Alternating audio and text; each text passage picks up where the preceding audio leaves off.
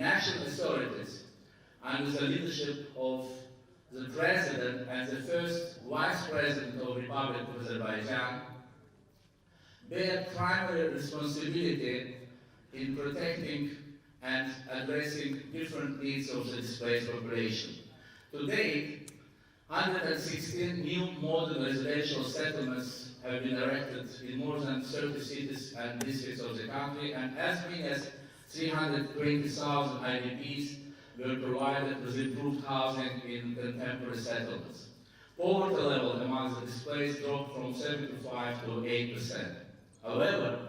notwithstanding an exemplary care and attention rendered towards the displaced by national authorities, the only durable solution to protracted displacement was closely linked to the political settlement of the conflict, and liberation of occupied territories that would have enabled hundreds of thousands of our compatriots to exercise their fundamental right to return in safety, dignity, and on a voluntary basis. And today,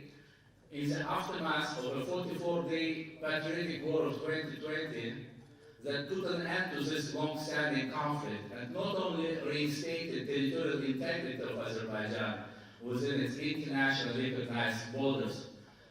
but also created conditions conducive for safe, dignified, and voluntary return of the displaced to their homeland, Azerbaijan has entered into a new phase of its historical post-conflict development. Great Return, which is absolutely unique both in its scope and magnitude of devastation the previously occupied districts areas have been subjected to, along with reintegration of liberated territories into the national economy, has been declared as one out of 5 national priorities for socio-economic development of Azerbaijan to be achieved by year 2030. And in order to ensure implementation of this national priority, and as a follow-up to the socio-economic development strategy of Azerbaijan for the next 5 years, the government launched the first ever state program on Great Return to the liberated territories of Azerbaijan, enacted by a presidential decree last November,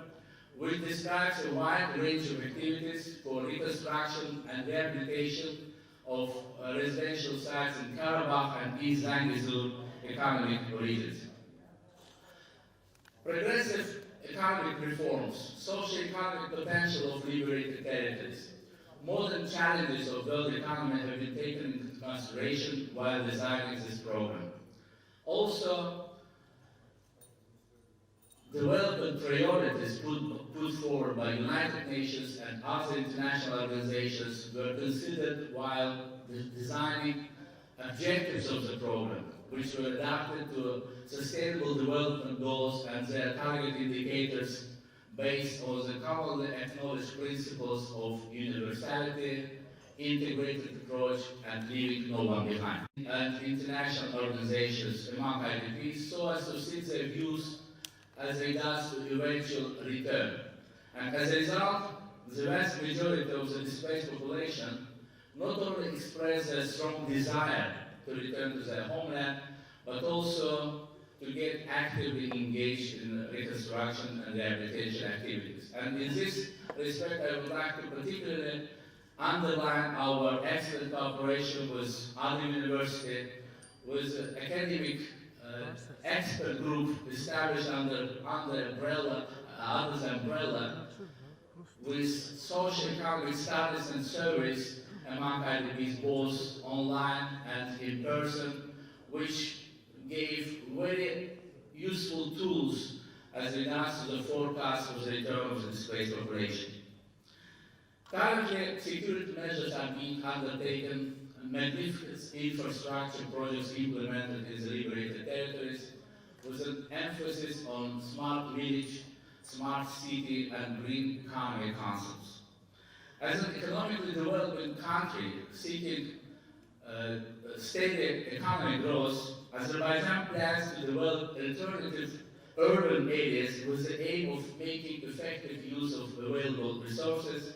So the decision to start the pilot project in Zangilan's Arali village, which we see in the afternoon, as the first ever purposely built smart settlement in Azerbaijan.